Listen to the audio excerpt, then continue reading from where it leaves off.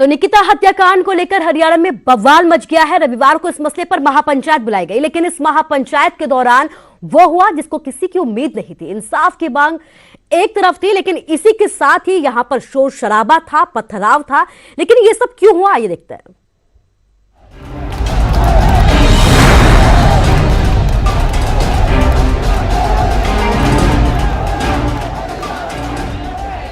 हर तरफ शोर, हर तरफ हंगामा, हर तरफ बस एक ही आवाज, निकिता को इंसाफ दो, दरिंदों को फांसी दो।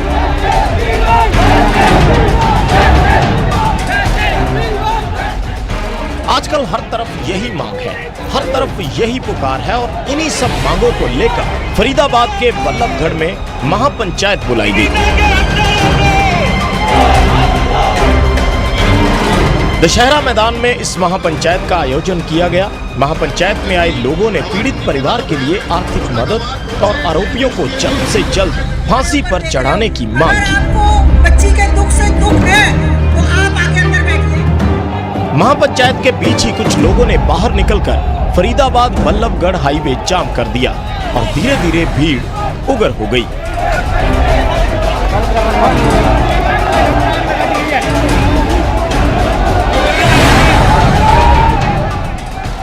शोर बढ़ता गया, हंगामा होने लगा, तोड़फोड़ होने लगी, पथराव होने लगा।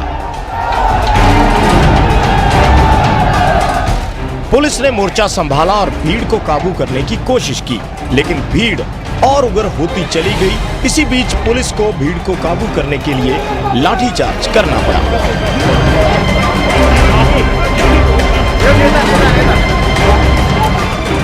पुलिस की दलील है कि काफी देर तक भीड़ को काबू करने की कोशिश की गई, लोगों को समझाने की कोशिश की गई, लेकिन जब लोग नहीं माने तो पुलिस को मजबूरन लाठीचार्ज का सहारा लेना पड़ा। शरारती बच्चे गली में से भी और कुछ पंचायत में से आकर के रोड की तरफ आ गए और रोड पे जाकर के उन्होंने हाईवे को ब्लॉक करने का प्रयास किया। समय रहते पुलिस व्यवस्था पहले लगी हुई थी और उनको वहां से खदेड़ दिया गया। गाड़ियों के पत्थर की कोई सूचना नहीं है। उन लोगों ने एक ट्रैक्टर ट्रॉली में पत्थर थे, वहाँ पर उन्होंने फेंके हैं पत्थर और उनको वहाँ से खदेड़ दिया गया। कुछ लोगों को राउंड अप भी किया गया। पुलिस वालों को भी चोट लगी है? पुलिस वालों को भी चोट लगी? अभी तक पुलिस के वालों से मेरा इंटरेक्शन नहीं हुआ। सभी आपके सामने अभी हम लोग ड्यूटी पे काम कर ही रहे हैं चारों तरफ, तो अभी ऐसा कुछ पता लगता है तो आपसे शेयर किया। फिलहाल पुलिस ने हाईवे पूरी तरह से खाली करा दिया है। महापंचायत को लेकर डीसीपी सुमेर सिंह ने कहा कि उन्हें इस तरह के महापंचायत की अनुमति नहीं दी गई थी। हमने उनसे कहा था कि कोई भी लोग इकट्ठा नहीं होंगे। सभी शरारती तत्वों की पहचान की जा रही है। इन्हीं लोगों ने सड़क जाम कर माहौल खराब करने की कोशिश की। इन सभी के खिलाफ कानूनी कार्रवाई की प्रक्रिया शुरू कर दी गई है।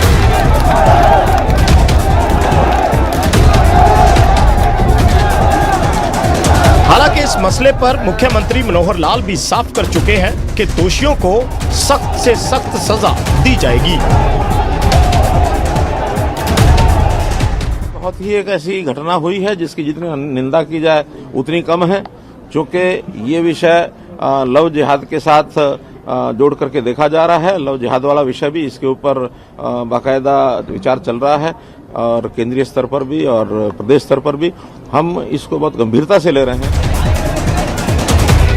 गौरतलब है कि फरीदाबाद जिले के बल्लभगढ़ में सोमवार को पेपर देकर लौट रही बीकॉम थर्ड ईयर की छात्रा निकिता की गोली मारकर हत्या कर दी गई थी। कत्ल का आरोप नूंह से कांग्रेस विधायक आफताब अहमद के चचेरे भाई तौसिफ पर लगे हैं। तौसिफ ने पुलिस हिरासत में स्वीकार किया कि उसने निकिता की हत्या की योजना वेब सीरीज मिर्जापुर देखने के बाद बनाई थी।